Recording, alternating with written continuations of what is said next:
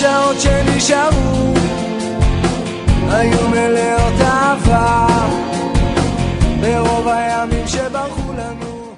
Quien habló con alguno de los que fueron nuestros maestros, aquellos que fueron los primeros egresados del seminario, sabían que el lenguaje en el que fueron entrenados era básicamente un lenguaje universal, un lenguaje para dialogar con el mundo secular, un lenguaje para mostrar lo maravilloso y lo bello que es el judaísmo a las personas que venían del mundo vinculado con los movimientos políticos, con la izquierda, con aquellas cosas que hacían del judío un ser universal más que un ser particular.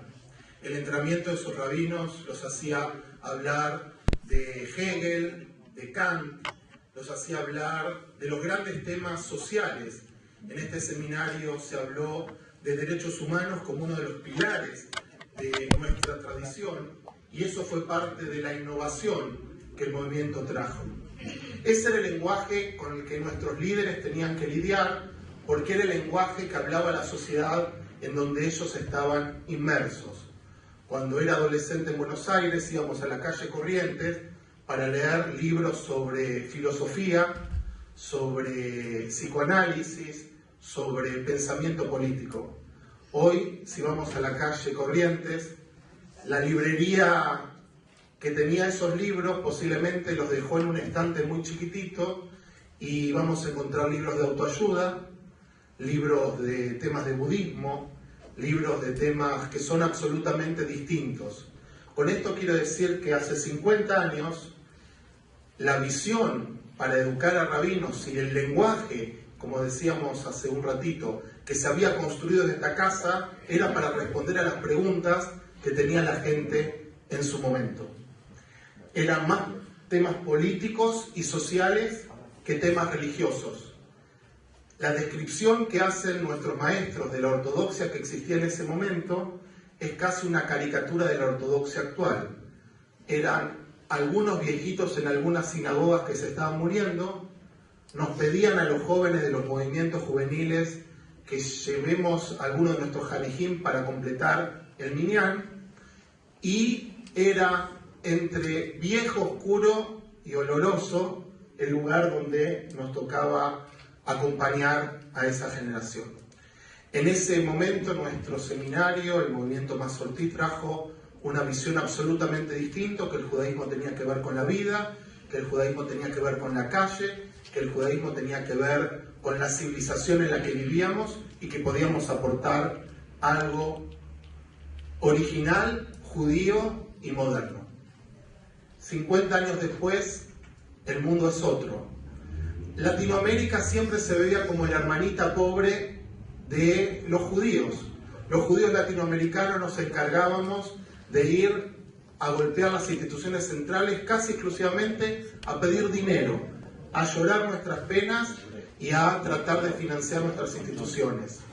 Hoy Latinoamérica también es un espacio donde otros movimientos han buscado desarrollo, han puesto un pie, han visto como una oportunidad estos 400.000 judíos que mencionaba antes Claudio, y así vemos que este territorio, que en algún momento éramos nosotros los únicos, los exclusivos, los modernos, los interesantes, ha cambiado radicalmente.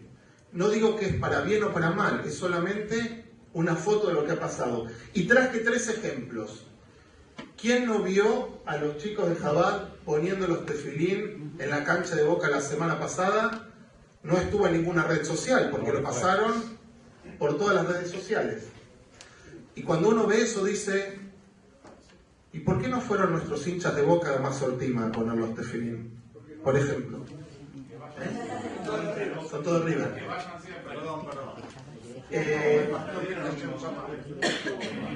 Solamente le estoy diciendo a modo de desafío, ¿sí? Así le fue a Boca igual,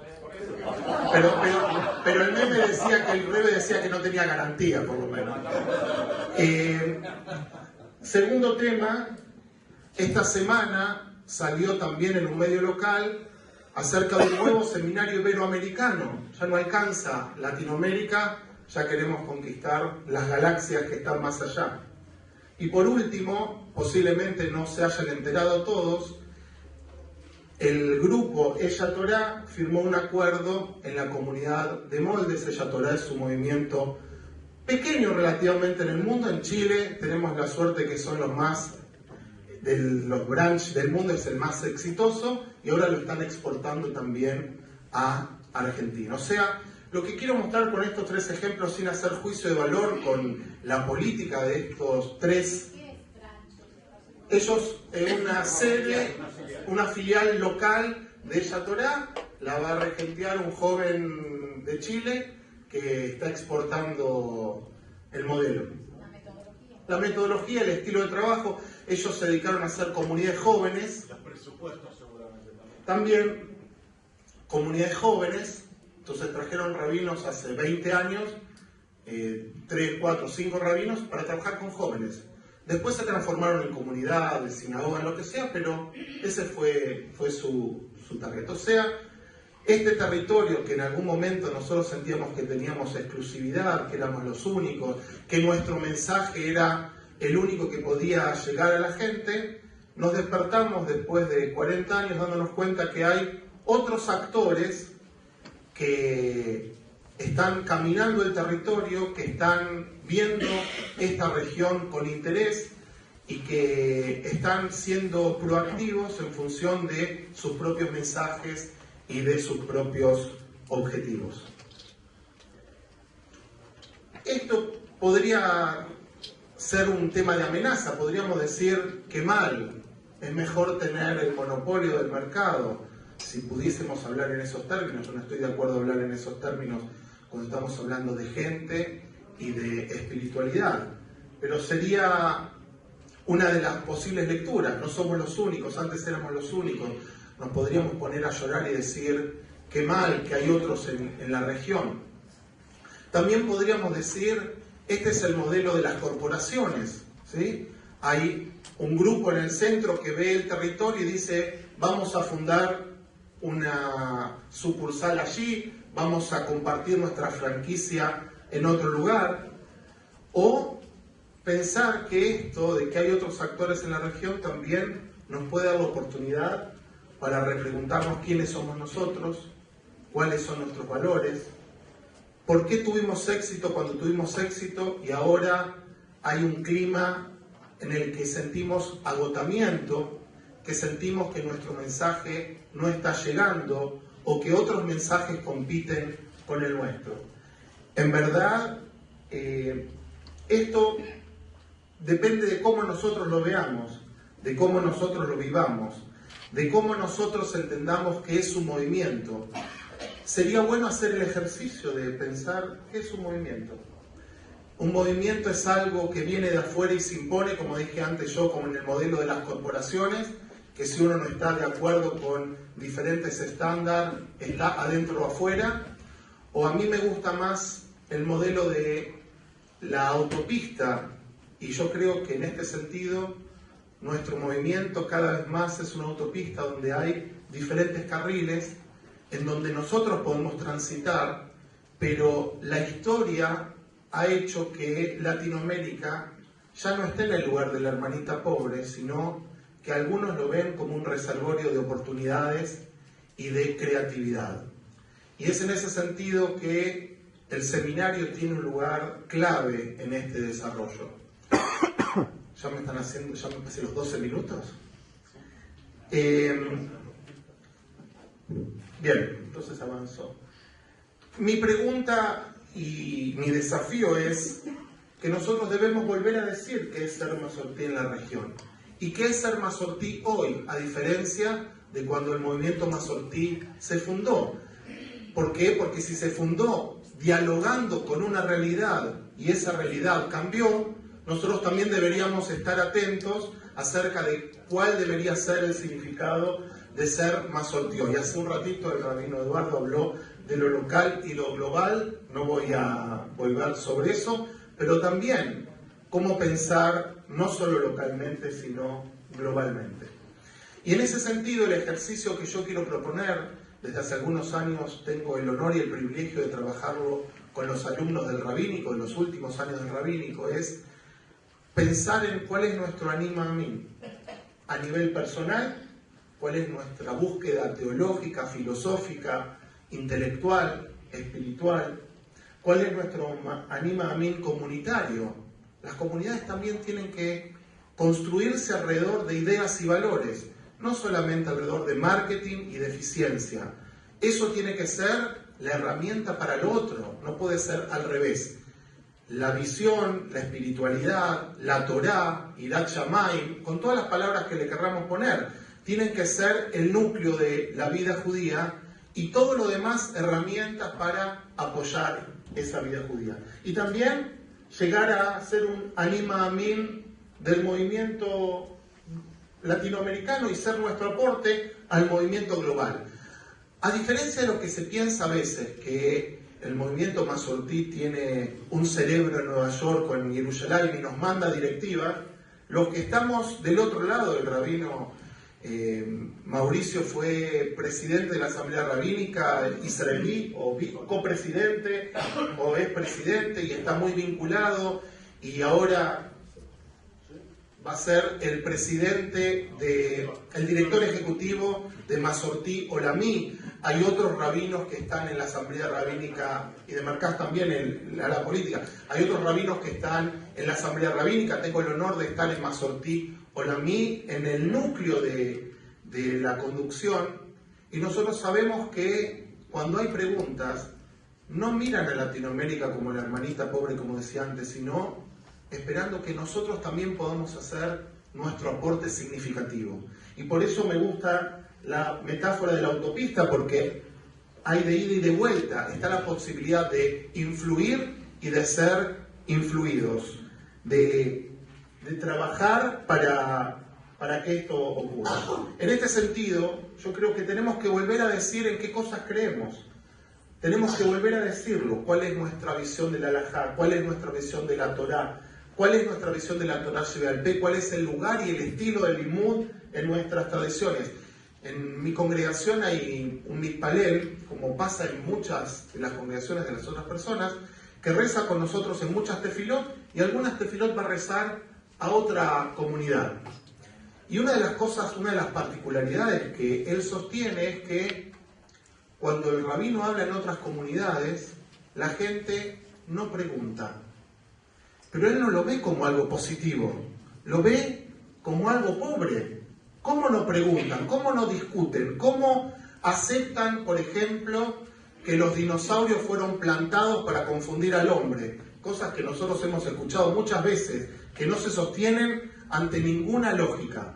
¿Cómo nosotros no podemos construir una narrativa contemporánea que dé cuenta de los valores de nuestra tradición, de lo maravilloso que es, y también que dé un mensaje a nuestra gente y a la humanidad?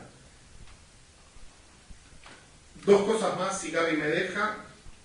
Es verdad que el mundo se ha polarizado, todavía el péndulo está en algunos lugares extremos, pero yo sigo a Maimónides, que dice que el Shvil HaZahav, que el Derech HaMelech, que el camino del centro es el camino correcto.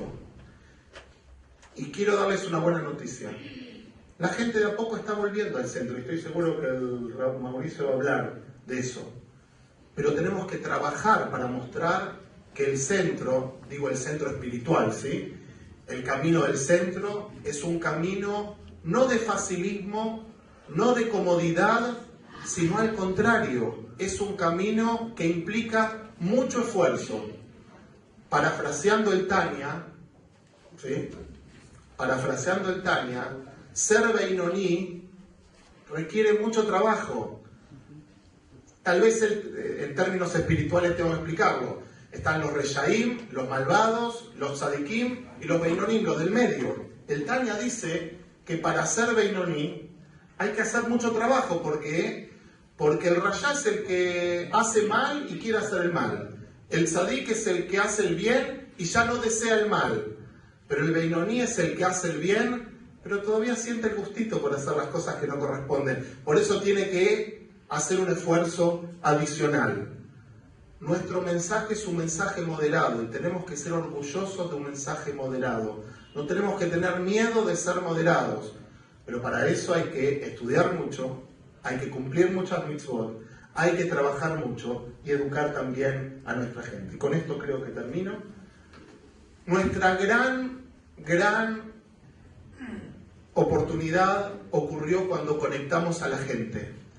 Cuando le dijimos a la gente que podían ser judíos, que podían vivir el judaísmo, que leer una página de Talmud se podía hacer como hicieron ustedes sin ningún prejuicio hace un ratito, sin importar el nivel y el lugar donde estén, sino participar de las conversaciones judías. Eso fue uno de los milagros que nuestro seminario, nuestra visión Mazortí Latinoamérica trajo. Tenemos que volver a conectar a la gente sin barreras. Lo dijo Claudio hace un ratito, comunidades sin barreras. No quiere decir que todo vale, de ninguna manera, pero la primera barrera no puede ser, no se puede o esto o lo otro, sino acercar a la gente, tocar el alma de la gente, dejar que la gente toque el alma nuestra y así volver a cumplir con la misión que tenemos de darle una visión judía a la gente, compartir una visión judía con la gente, educar a la gente con la que hemos crecido, aquellas personas que le hemos abierto la puerta y se han incorporado a nuestro pueblo, darle dignidad, que no son judíos de segunda, y como se dijo antes, ponernos los pantalones largos y construir los espacios que necesitamos construir, porque el pueblo judío merece un movimiento mazortí fuerte, porque nosotros podemos hacerlo y porque si no estaríamos perdiendo la oportunidad maravillosa de ser parte, cada uno de nosotros, de esta experiencia. Muchas gracias. Buenas tardes a todos. Me siento muy honrado y muy emocionado de haber vuelto a mi casa, el seminario rabínico, donde estudié. Y me alegra escuchar a mis colegas, los rabinos que hablaron antes, y a Claudio, que tuve el gusto de conocer. La verdad que el panel se llama, ¿cómo se llama el panel? Movimientos religiosos en América Latina. Es un tema sumamente amplio. Yo no voy a abarcar mucho en el tema porque el rabino Alejandro me hizo recordar de un texto que vamos a compartir, vamos a estudiar juntos. Ahora todos. Yo quiero que pensemos un poquito juntos acerca de lo que pasa históricamente con nuestro movimiento y con el judaísmo en Latinoamérica, pero en términos de pensar los contextos cambiados que tenemos. Uno de los temas que me preocupa como educador siempre es pensar cómo podemos formar nosotros a generaciones nuevas que tienen que vivir un mundo adulto dentro de 20, 30 años. Hace 60 años era fácil la tarea, era mucho más fácil que ahora. Cuando ahora tenemos que pensar cómo va a ser el mundo dentro de 20, 30 años, se nos hace sumamente difícil saber qué herramientas tenemos que brindar a alguien, a un joven, para salir al mundo y encontrarse con el mundo y ser funcional en el mundo. Lo mismo nos pasa, me parece, con el tema del judaísmo. Nosotros estamos siempre mirando hacia atrás y buscando los modelos en el atrás, en el pasado. No, eso todavía no, por favor. Bájalo. Sí. Estamos mirando siempre hacia el pasado y buscando los modelos en ese lugar. Jabrim, nosotros tuvimos una época espectacular de la vida del seminario, tuvimos un maestro espectacular. Eso es parte de nuestro pasado.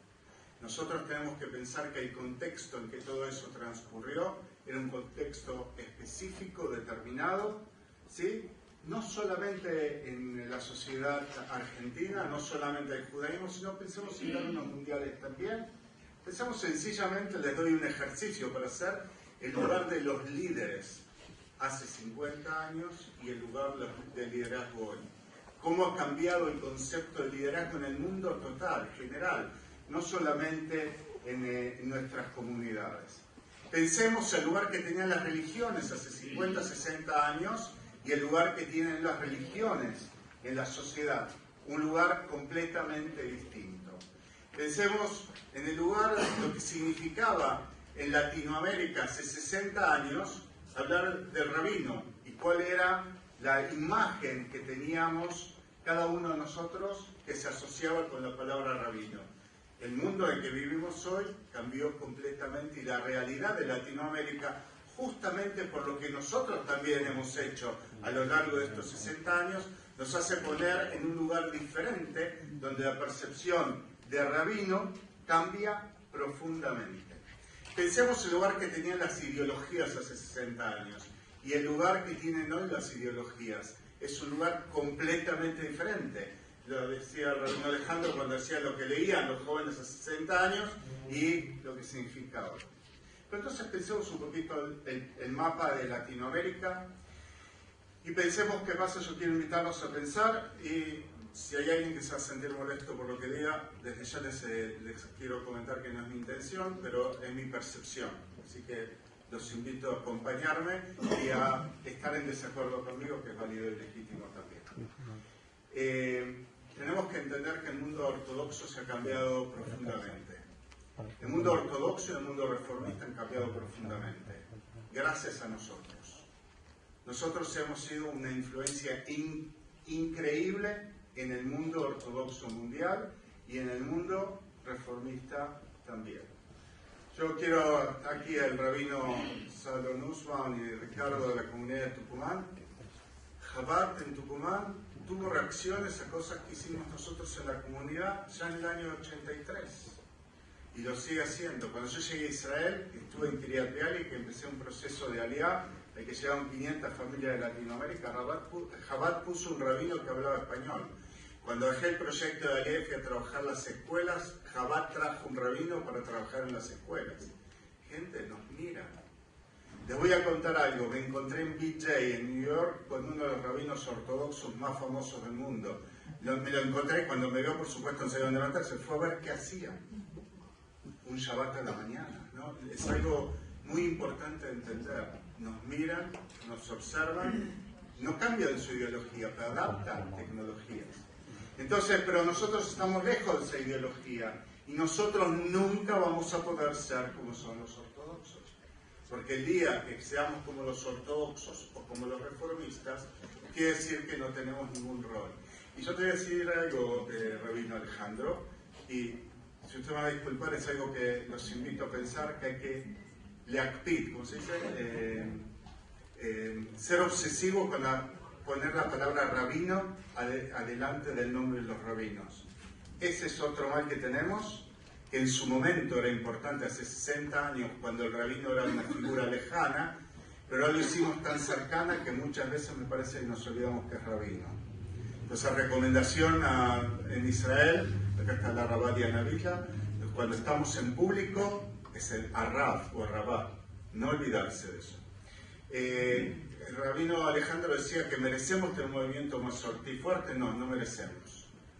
Necesitamos, y el pueblo judío necesita. El que no está en el movimiento masortí no va a estar en la ortodoxia o en el movimiento reformista. Nuestra respuesta es diferente a estos movimientos. Y no olvidemos que la ortodoxia tiene muchas técnicas de marketing, pero no somos ortodoxos porque estamos en desacuerdo con esa ideología. ¿Sí? No nos olvidemos que cuando hablan de Chabad y su presencia, con los 5.200 shlichim que tiene en el mundo, escuchando el número, piensen qué haríamos nosotros si tuviésemos 5.200 shlichim masortim en el mundo. Que cuando el rabino Eduardo hablaba de la misión, eso es lo que ellos tienen, y a veces nosotros nos olvidamos también de eso, y que nuestra generación, cuando creamos y fundamos el famoso Mojujuco, Movimiento Juvenil Judío Conservador en el 74, ¿sí? Teníamos eso, esa pasión por algo movimentista y conservador. Pero entonces digo, no nos confundamos. Mucha gente se acerca y me dice, rabino, ¿usted sabe? Estuve con un rabino de Chabad. No se imagina, rabino. Qué simpático, qué agradable que es. Le digo, sí, lo entiendo. Y la ideología, no, es simpatiquísimo. Y mi respuesta en hebreo es, Nehmadut zelo ideología. Gente, son técnicas de marketing. Ser agradable no es ideología. Y la gente no chequea ideología, lamentablemente. Nuestra responsabilidad es enseñarla. pero la gente no chequea. Chequea el tema de cómo me recibieron, cómo me atendieron, cuál fue el viaje. No me voy a olvidar nunca algunos congregantes que llegan a comunidades a mi comunidad me dicen: Rabino, acá alguien me recibió. En muchas comunidades yo soy transparente, llego y nadie me ve. No tengo mucho tiempo porque quiero que lleguemos al texto para estudiar. Tenemos que entender entonces que la Nehmadut no es una ideología. Achnasat Orjim es otra técnica de marketing que se utiliza. Comida gratis en un mundo consumista es otra técnica de marketing que se utiliza. Y no es tzedakah, eso, ¿verdad? No estamos hablando de tzedakah, sino que hay una intencionalidad.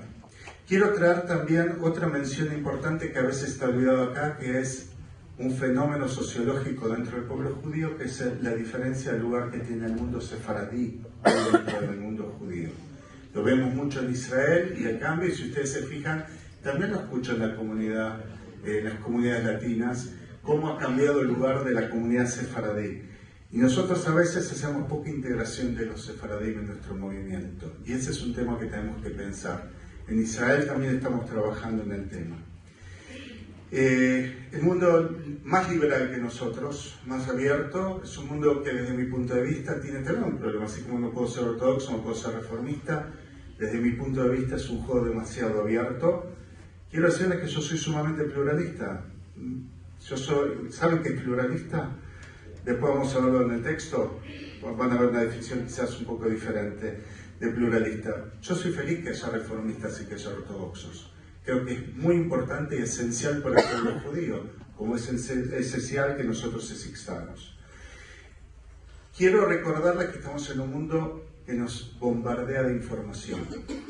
Y esta información que recibimos a cada momento de todos lados es un mundo que genera una gran confusión en las identidades. La identidad es algo que está sumamente vapuleado y malgastado en nuestra sociedad.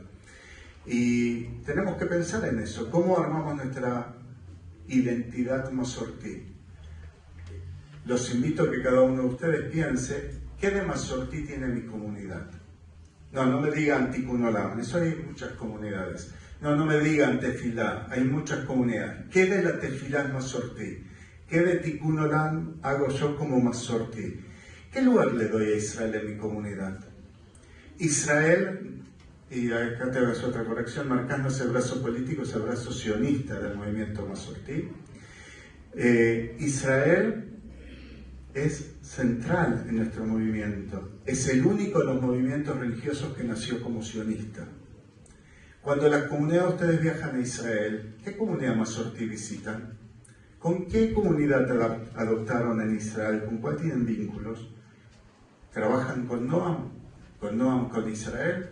Eso es parte de nuestra identidad. Todos estos valores se van acumulando para estructurar y construir una identidad distinta. Porque ser masortí en los 60, 70, 80 no es lo mismo que ser masortí mirando el 2020, pero pensemos en el 2040. Porque lo que vamos a educar hoy no es para hoy. Tenemos que empezar a pensar qué identidad nosotros construimos en el futuro. Quiero decir entonces dónde tuvimos éxito y dónde fracasamos para estudiar nuestro texto, si el gobierno nos permite. Tuvimos éxito en la misión, en su momento, en crear un judaísmo vibrante, porque lo hicimos. Y mucho, el movimiento Masortí Olamí, la sociedad, nuestra comunidad latina, está mirada como un lugar de inspiración, como dijeron antes.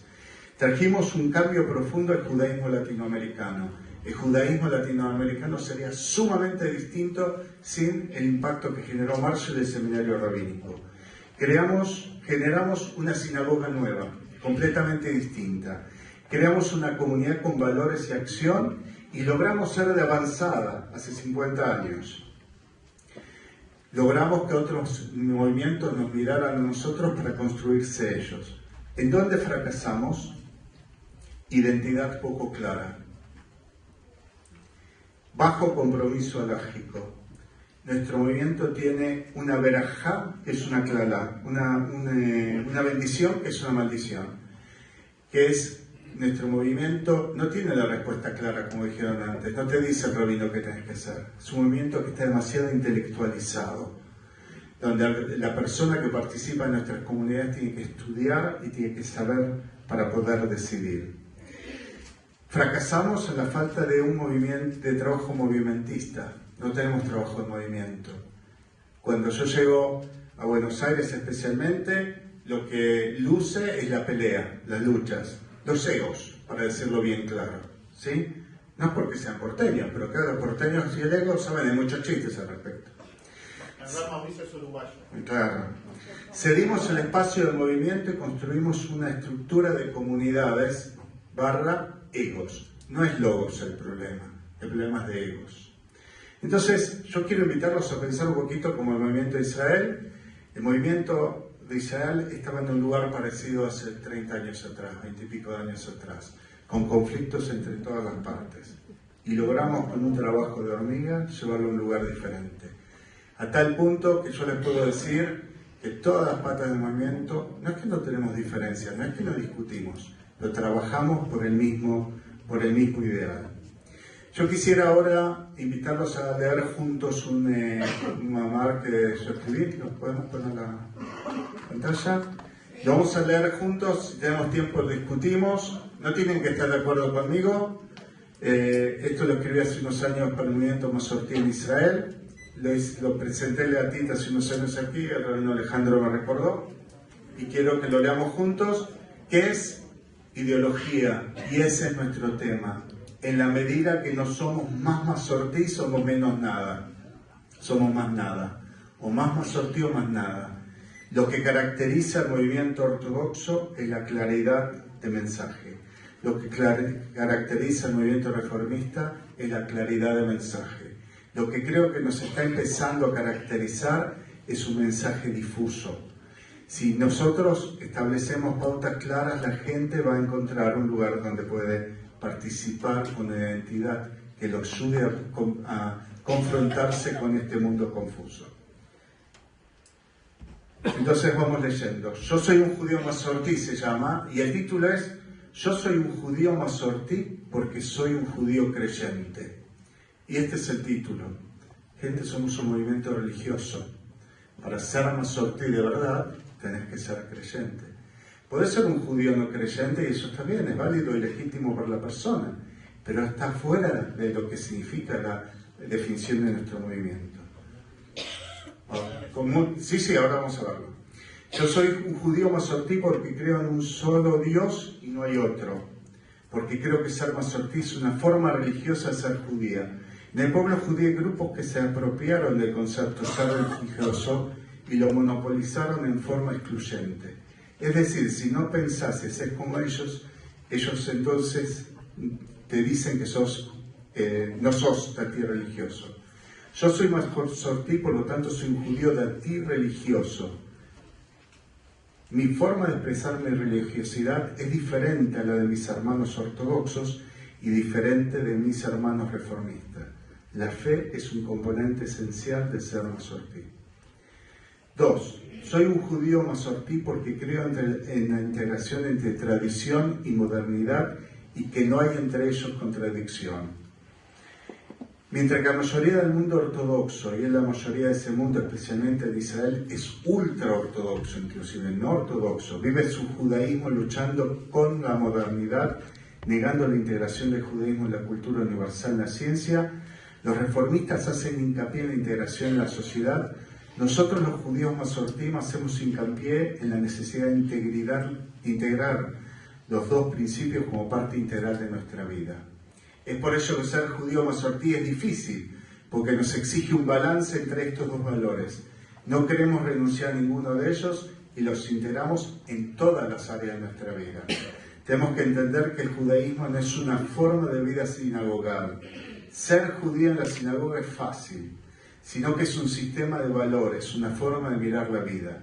Es por ello que no podemos aislar la ciencia y aceptarla solo cuando voy al doctor o cuando estudio física, sino que también utilizo todo mi intelecto y todos los recursos que las disciplinas científicas me ofrecen, también cuando leo nuestros textos sagrados. Soy un judío masortí porque creo en la igualdad entre hombres y entre todos los hombres y entre hombres y mujeres, ya que todos fueron creados a la imagen y semejanza de Dios. El concepto de igualdad, no voy a leer todo el texto, les explico en pocas palabras, es intrínseco de Ser Masortí, viene desde la Torá y este es nuestro concepto. Ser Am Segulá en el concepto Masortí no es ser mejor, es que tenemos más diferentes responsabilidades. Soy un judío masortí porque creo en el sionismo que ve al Estado de Israel como el centro del pueblo judío y en la Aliyá como la realización del sueño judío sin atentar con el derecho legítimo de todo judío de vivir en la diáspora.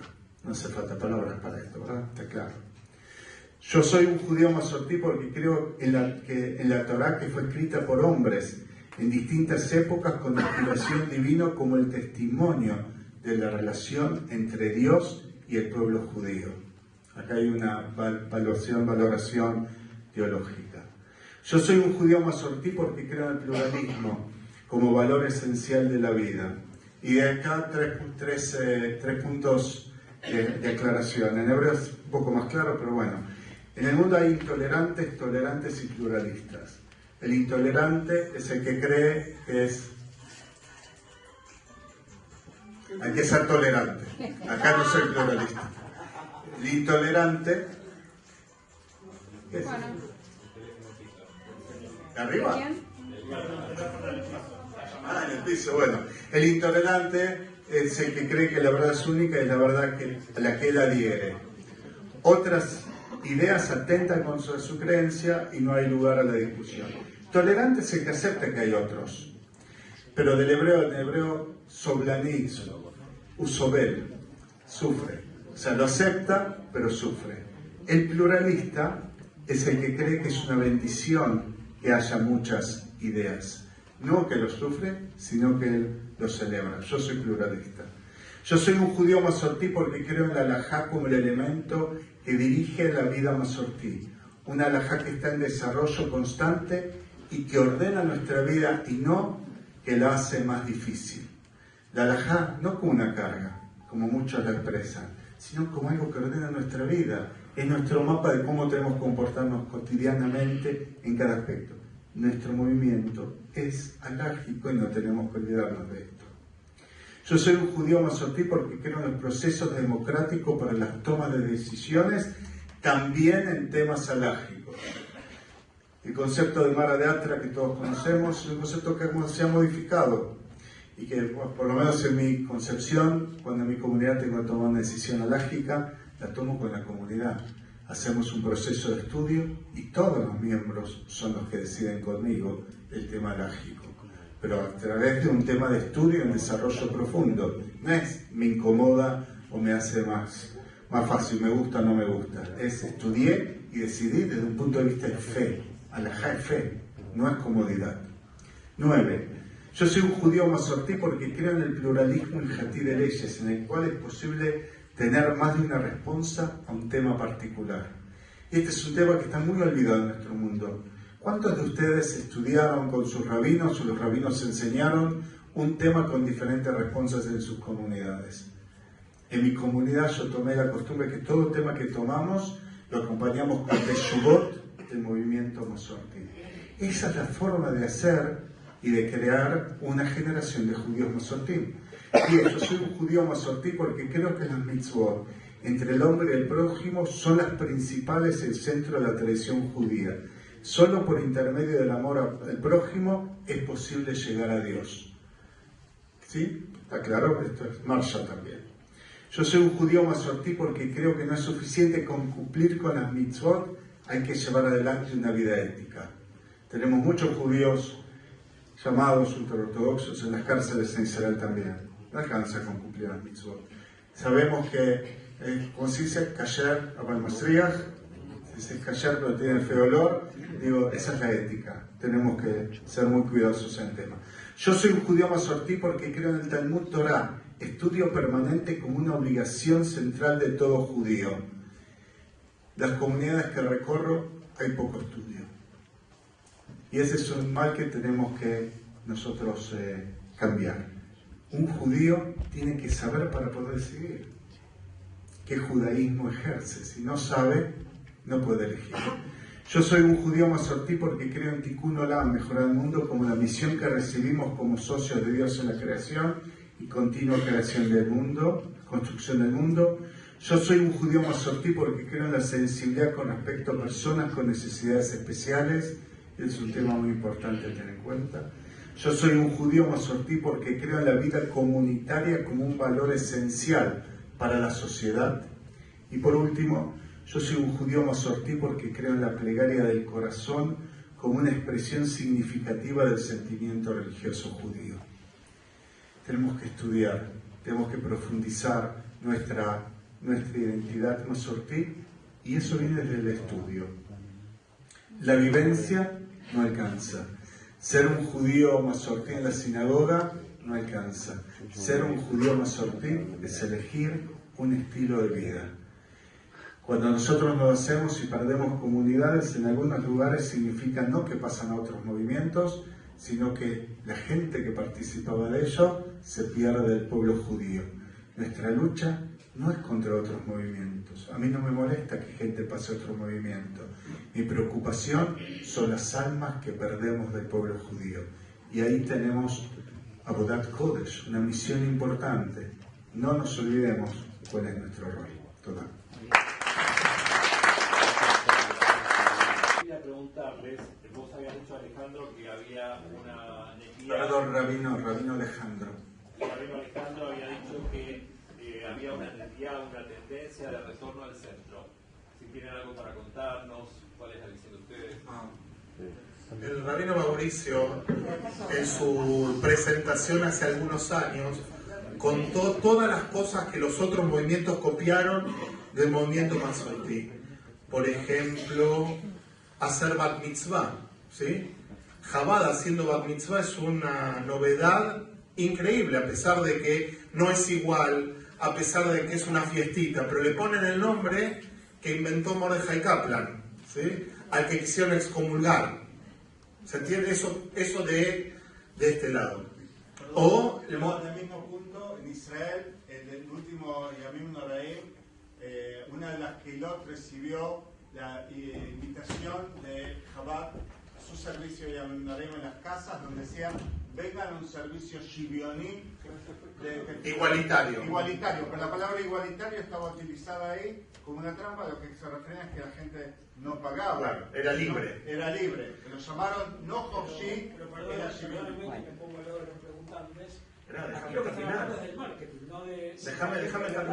Déjame terminar. Rabino Ariel, déjame terminar. O por ejemplo, que existan rabinas en el mundo, lo que ahora se llama Open Orthodox, que tuvieron que inventar un nombre para dar lugar a las mujeres. Y aquellos que seguimos el tema, estas últimas semanas, la OIU mandó veedores a las comunidades para ver si las siguen manteniendo afiliadas al ortodoxo o no. O sea, si uno escucha inclusive los testimonios de esas mujeres, la primera se llama Sarah Hurwitz, ve a nuestras rabinas como sus ídolas espirituales. ¿Sí? Eso de un lado. O las comunidades, recuerden cuando el seminario de Cincinnati se abrió, en el menú sirvieron camarones como un statement. Ahora ninguna comunidad reformista haría una cosa así. Pero aún así, yo creo que vivimos en una época todavía de polarización, donde la gente ve los extremos como más coherentes, como más auténticos, pero también nuestra tarea es construir el mundo del centro como un mundo auténtico, la moderación como virtud y no como defecto, la moderación como un camino auténticamente judío. A mí me encanta una enseñanza de Rabbi Nachman que cuenta que un talmid antes de Pesaj le dijo: Rebe, dígame cuáles son las jumbrot, las observancias más extremas, porque yo quiero vivir Pesaj de la manera más intensa. Y el Rebe le dice: ¿qué lo que dice la Torá no te alcanza? A lo mejor es el Yetzer Hará lo que te está tentando a ir hacia el extremo. Y nosotros tenemos que volver a enseñar el valor de la moderación. Y yo creo que sí que hay gente que está volviendo. En verdad, si vos me preguntás, creo que va a haber un mundo de izquierda, un mundo de ultra Y hay mucha gente que está volviendo al centro, que no le alcanzan las respuestas prefabricadas, que no le alcanzan las respuestas oscurantistas como las que escuchamos a veces, y que nosotros tenemos que volver a construir nuestro espacio en función del estudio, de la práctica y de la acción. Rabino, no sé. No nos vamos a ver. El Rubio Manuel Payo, quiero volver a aterrizarlo en el tema del seminario y la participación del seminario en nuestra problemática.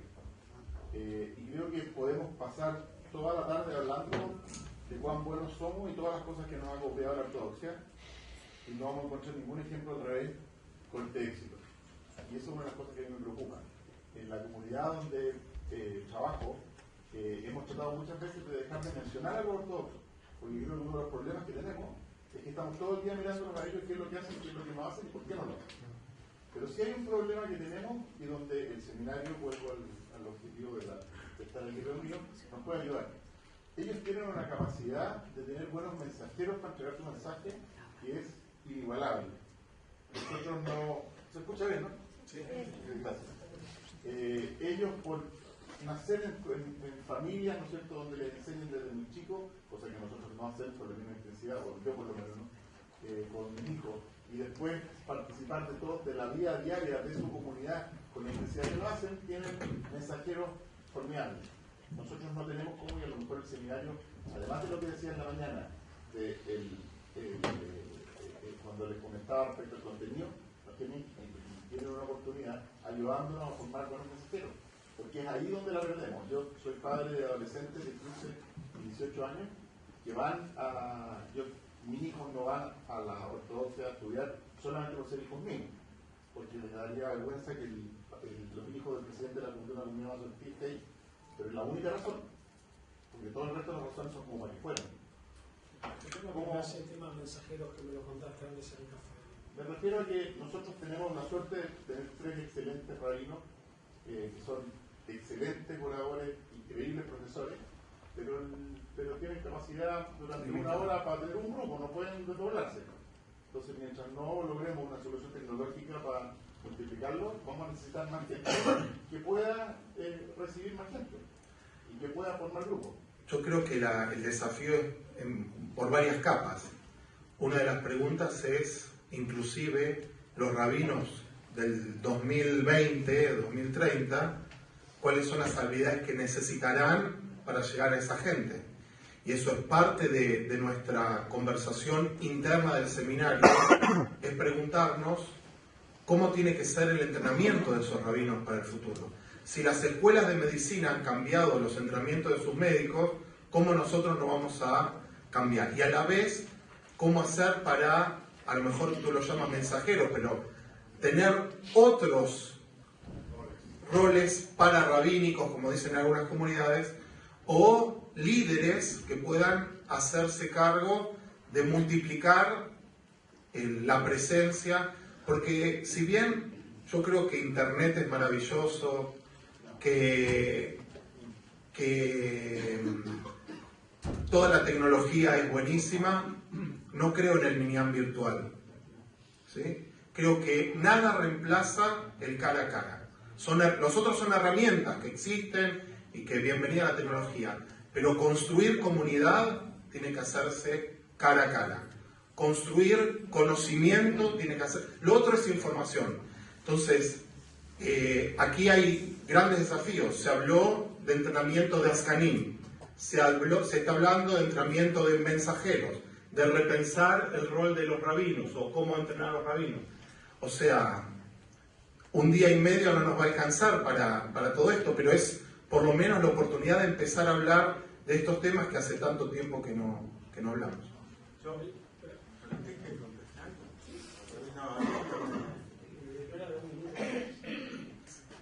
Yo quiero agregar dos conceptos nada más a tu pregunta. Primero tenemos que repensar las comunidades, no solamente los roles, porque una comunidad moderna requiere de otros roles, como tú estás planteando, que no sean rabino, que no sea dirigente. Tenemos que pensar en otros roles que nosotros tenemos que formar. Por ejemplo, en Israel abrimos una escuela de maquil, Keilah, de la palabra Keilah, Makil es el que congrega, que son personas que tienen una formación para poder conducir comunidades masortim, que tienen inclusive conocimiento de judaísmo, aunque no tienen nivel de un rabino, es como un estrato intermedio que pueden trabajar en diferentes áreas de la comunidad, que quizás esa sea la respuesta.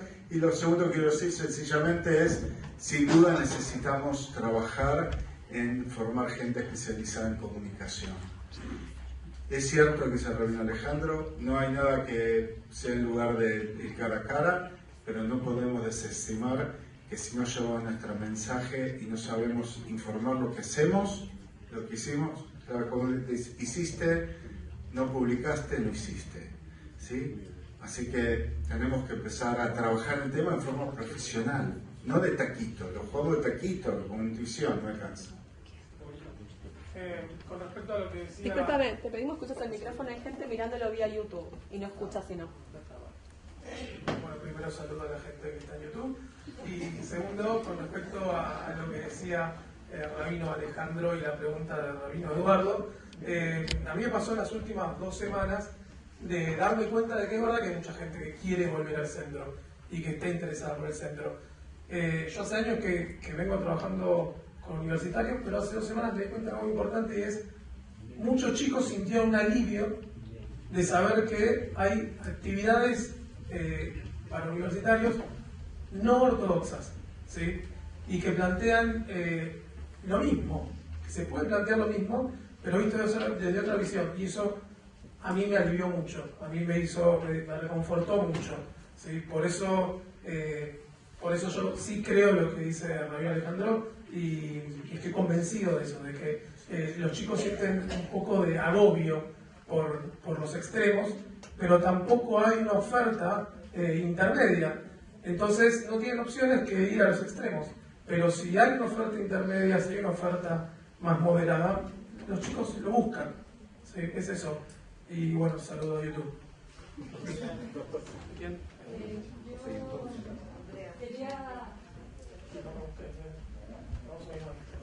Quería agregar a... Por favor, preséntense, nos conocemos. Andrea Berdichevsky de Chile. Quería agregar a lo que decía recién Eduardo, que estuvimos conversando en la hora de almuerzo. ¿El rabino Eduardo? Ay, el Eduardo que no es rabino. No, ya aprendí.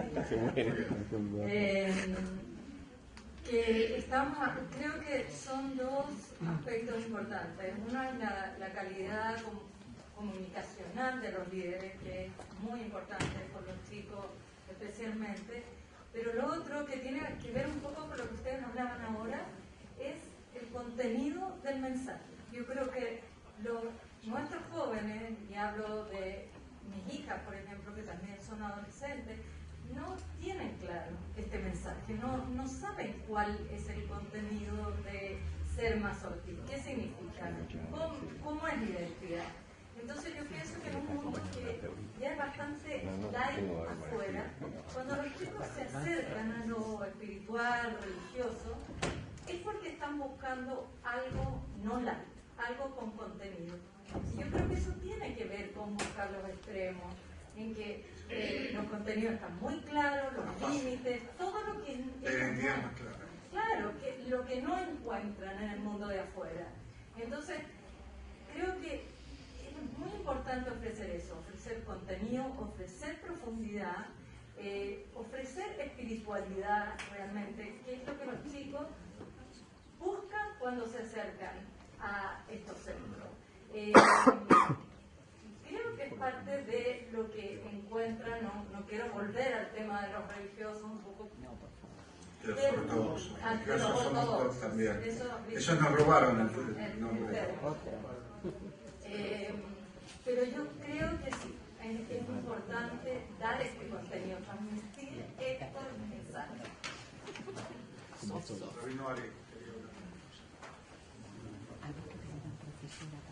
gracias. Rabino Ari, por favor, para YouTube. Sonría. Yo soy Ari, rabino. Algo con con respecto al marketing, que volvió acá muchas veces, a mí me ha servido desde la mañana temprano. Yo creo que es verdad que nos copian, nos miran en muchas cosas, no sé, Jabad en la Argentina, posiblemente sin el señor Rabino no hubiese podido existir, pero lo que nosotros, el Heshbon Nefesh, lo que tenemos que hacer muchas veces nosotros es pensar en no confundir el ser con el debe ser. Es decir, posiblemente, ahí en el ortodoxo, supongamos Jabad, hacen uso de la herramienta del marketing para seguir o para cumplir determinada finalidad. Y nosotros a veces hacemos lo contrario, adaptamos nuestros principios a una cuestión marketinera. Es un punto para mí clave. Yo cuando, visito acá comunidades, lo veo todo el tiempo. Son dos formas de liderazgo muy diferentes. Una que siempre mira a dónde está la gente y trata de llevar a todos hacia algún punto que pensamos que es nuestro ideal, o al revés, el ideal, vemos dónde está la gente y nosotros solamente a través de la encuesta cumplimos con sus necesidades. Primero estoy de acuerdo contigo con lo que decías, Rabino Ari, o Ari Rabino, como te guste. Realmente creo que no hay que perder de vista el objetivo final y que finalmente el marketing es un medio, no es una finalidad. Y a veces me parece que nos quedamos en ese lugar. Y otro elemento que quiero señalizar es que tenemos, en muchos lugares cambiamos de ser comunidades ideológicas a ser comunidades de servicio. Y eso es parte de lo que tú decías, que necesita la gente un servicio y lo brindamos. Escuchamos, pensamos que hay una necesidad de un servicio nuevo y lo abrimos, pero no funciona así desde el punto de vista ideológico. Si utilizáramos el servicio para acercarlos y después trabajar nuestra identidad, no estaría mal. El problema es que muchos de nosotros nos quedamos en el tema del servicio en sí mismo y no lo utilizamos como una herramienta. Quiero aportar o tirar más fuego, más nafta al fuego. Para mí la pregunta es si creemos en nuestro mensaje. Si creemos en nuestro mensaje, vamos a darle vuelta y transmitirlo de la manera más clara posible. Si no creemos en nuestro mensaje, vamos a hacer malabarismo para conformar a todo el mundo. Y sabemos que en el mundo están las personas que lideran, ¿sí?, que tienen una visión, que creen que hay una forma de instalarse en el mundo determinada, o aquellos que siguen a la mayoría. Conversaba con Miguel hace un ratito acerca de este tema en particular. ¿Cuál es el rol de los dirigentes y de los rabinos? Si es leer las encuestas para hacer lo que la gente quiere o educar también hacia donde creemos que es un judaísmo más pleno, más auténtico, más profundo. Vuelvo a decir lo que dije hace un ratito. A veces yo siento que colegas o nosotros mismos estamos cansados, que perdimos las energías sobre nuestra fe en el movimiento. Y mi desafío es que renovemos la fe en el movimiento, porque tenemos lo que decir. Y como dije antes, y el rabino Mauricio subió sobre eso de la apuesta, el mundo merece que existamos fuerte, no débil. No sería una buena contribución no ocupar este lugar en el mundo judío. El mundo judío se estaría perdiendo de algo. Para decirlo en términos ecológicos, el mundo judío necesita la biodiversidad. Y nosotros somos parte de esa biodiversidad. Si no existiésemos nosotros, sería un pueblo judío más pobre, y estoy muy seguro que mucha de la gente que con todas estas dificultades, con todas estas incoherencias, con la falta de recursos se acerca a nosotros, a lo mejor no estaría en otros lados porque no se sentiría atraída por nuestra tradición. Así que los que estamos aquí, de alguna manera, no somos visitantes que vimos luz y subimos, sino que tenemos responsabilidad en esto, y la invitación es a que trabajemos desde donde estemos, desde cada uno de los espacios, para que esta biodiversidad y este espacio que nosotros ocupamos de la biodiversidad judía sea más grande y más atrayente también. Yo me olvidé de otra sugerencia de la que tú estabas pensando, y tiene que ver con el control de las cosas que hagamos una vez que las hagamos. Porque podemos generar un contenido fantástico basado en todas las cosas que hemos escuchado a todos a Ramín y a Claudio hoy día. Podemos generar a los mejores, en teoría nuestros, mensajeros para dar ese mensaje, pero vamos a tener que de alguna manera controlarlo. Creo que el control de la calidad de lo que entreguemos es otra cosa donde el seminario puede involucrarse. Y del contenido. A eso me refiero. Que una cosa es hacerlo porque, desgraciadamente o afortunadamente, debido a que el contenido va a pasar por alguien, va a haber una dispersión no menor, ¿no es cierto?, en la manera que se entrega. Pablo, Analía. Analía, Pablo.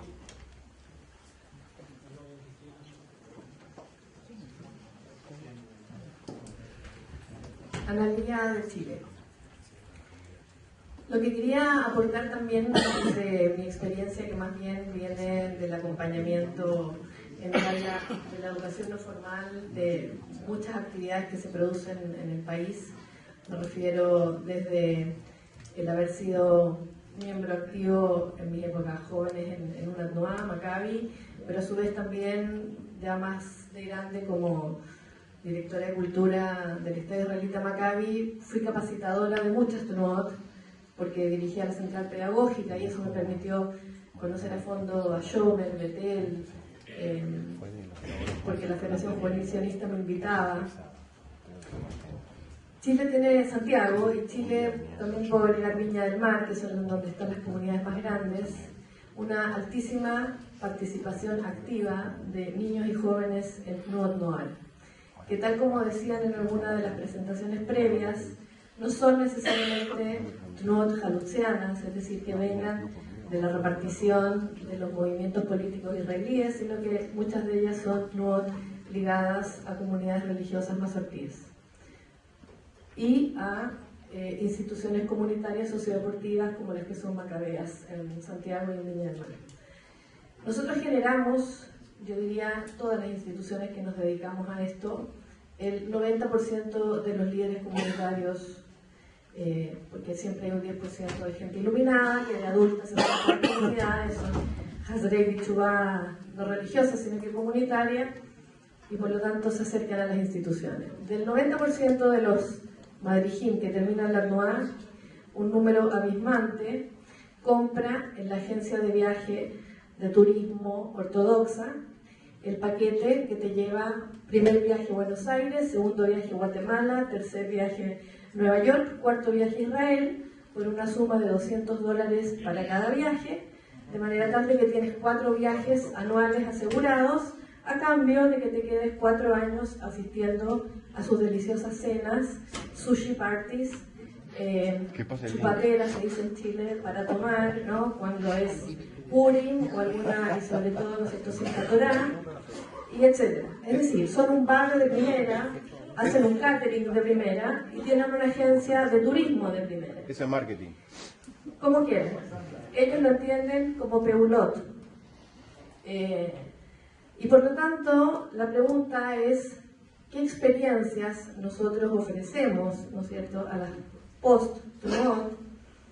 Que yo creo que además no podemos ofrecerlas sin ellos, que es parte de lo que voy a hablar yo en mi ponencia. Estamos en un tiempo de la democratización del saber, por lo tanto no necesariamente los jóvenes quieren que nosotros les armemos las actividades, sino que quieren ser protagonistas en la organización de sus propias actividades.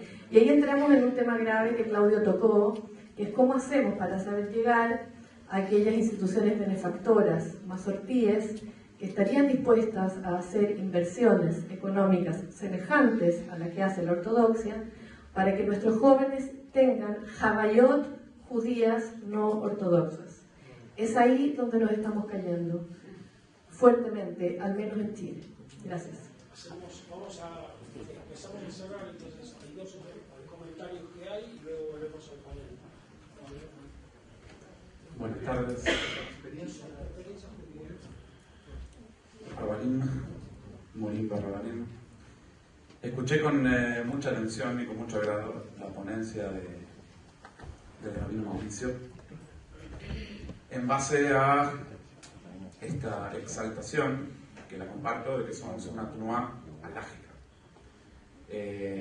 Y creo que muchas veces nos perdemos en la forma y olvidamos el contenido.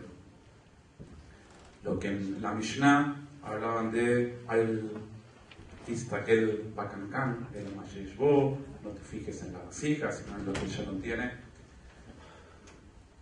Hablaban en la mañana de mirarnos a nosotros, creo que fue el rabino Eduardo que habló de mirarnos a nosotros, Rabanim, como modelos. Y tal vez a veces nos quedamos solo en la hoja. Y lo digo como una autocrítica, siempre pensamos en el pluralismo mirando para la izquierda desde el punto de vista religioso y nos olvidamos de los dos lados. Me duele entonces ver, y no es la primera vez, que entre Rabanim, seminaristas, Hazanim, Askanim, no somos capaces de dedicar 4 minutos a un Birkat Hamazon entero. Nos quedamos en el Laralay, y perdemos el toque. Entonces nos va a ser mucho más fácil, mucho más difícil, competir con los mensajeros que venden aparentemente un mensaje coherente. Creo que dentro de estos días necesitamos repensar nuestra coherencia entre nosotros para después salir afuera y hablar coherentemente con nuestras comunidades. Gracias. El último comentario atrás.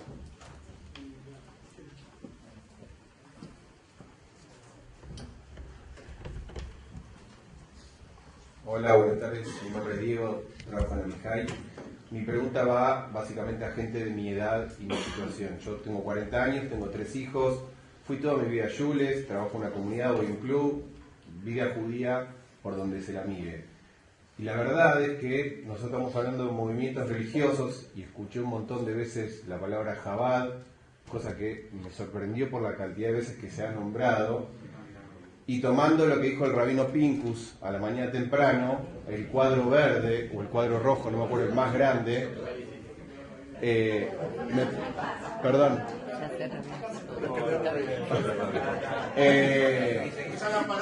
Rabino Pincus. Me quedé con una duda realmente, si no estamos pensando y mirando hacia el lugar equivocado. Porque la gente que va a Chabad debe estar contenta de ir a Chabad, la gente que no va a Chabad no le importará si va, pero yo tengo en lo personal un montón de amigos que van al club, que van a un shule, pero que no tienen ni... De ese público, hablamos de las técnicas, sí, no del público. Pero no tienen idea, y es una población enorme, que no van ni a ningún templo, que no hacen ningún servicio, que como sigue la situación, lo más probable es que si no son sus hijos, serán sus nietos los que se asimilen, y donde nosotros me parece que ese es nuestro mercado meta. Yo soy economista y hablo en términos económicos, y me parece que el movimiento debería poner la atención en toda esa masa de gente. Sumado a esto lo del judaísmo caro y el paradigma económico, me parece que las propuestas deberían ir en ese sentido y con ese objetivo. Y una última cosa más que no puedo dejar pasarlo es, se tiraron muchas cifras desde la mañana temprano acá, y a mí me llamó poderosamente la atención que no tengamos como movimiento estadísticas comunes a todos, sabidas por todos y confiables. Y la verdad es que cualquier trabajo que se quiera hacer de acá a 50 años tenemos que partir de números concretos y creíbles para tener objetivos mensurables y evaluables. Simplemente eso, gracias. ¿Dejas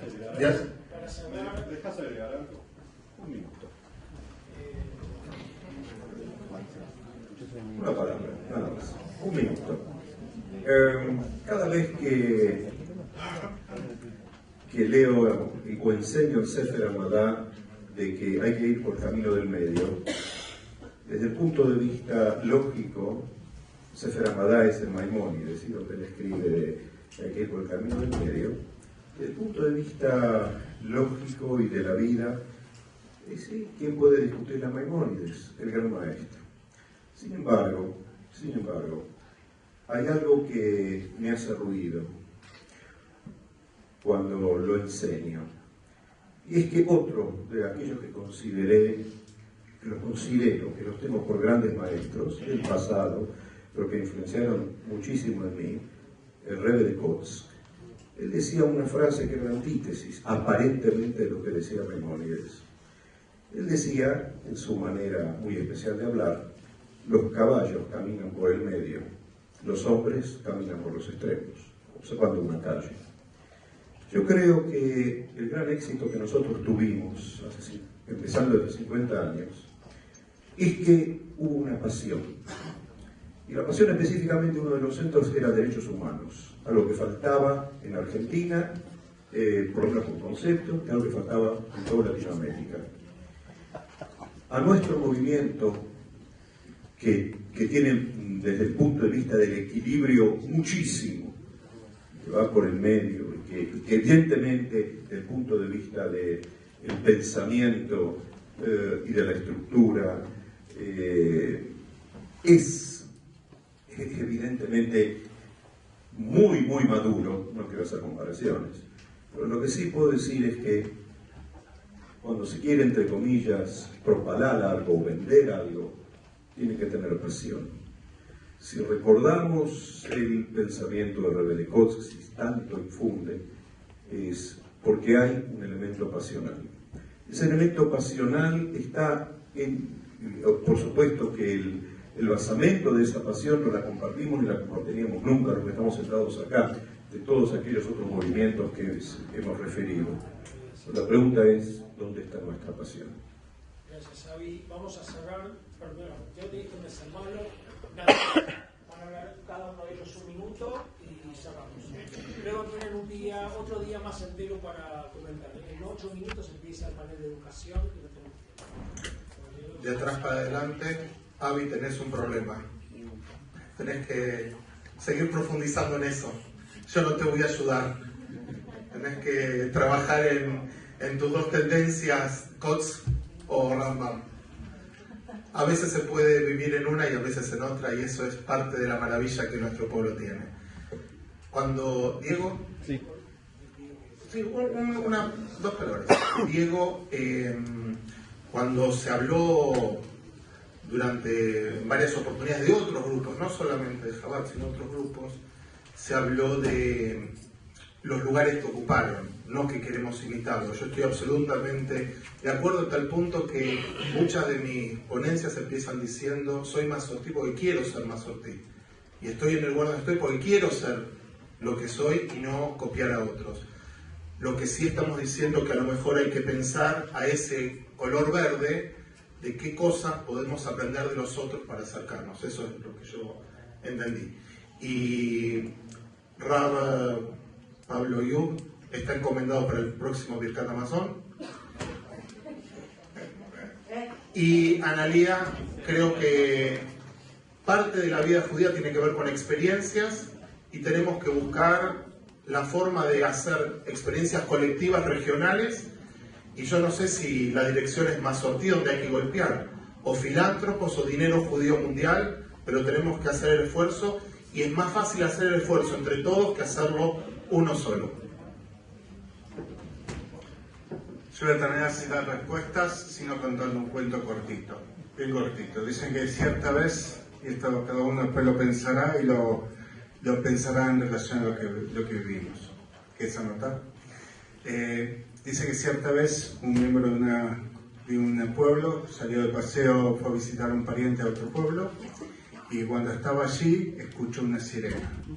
Muy asustado le preguntó a su pariente de qué se trata esa sirena. Dice, mira, eso es una alarma. Dice, ¿y qué pasa? Entonces salió fuera y vio, es una alarma de que hay un incendio. Ay, qué bueno. Entonces si viene la gente y apaga el incendio, dice, la sirena es muy eficaz. Volvió a su pueblo y dijo, mire, ¿saben? En el pueblo de al lado tienen una idea espectacular, que es que cuando hay un incendio, tiene un sistema de sirenas. Entonces instalaron el sistema de sirenas y cuando fue el primer incendio prendieron las sirenas. ¿Qué se le olvidó decirle? Que aparte de poner sirenas hay que preparar bomberos. Es muy fácil hablar de todo alrededor. No nos olvidemos, no hay que hablar de Mazorquí nada más, hay que hacer. Si solamente ponemos las sirenas, la pasión está en cada uno de nosotros y como nosotros las expresamos y enseñamos a nuestros alumnos, a nuestras comunidades. Ahí es Mazorquí. Pongamos sirenas, pero preparemos los bomberos para que cuando llegue el incendio no nos quedemos solo diciendo, escuchemos la sirena.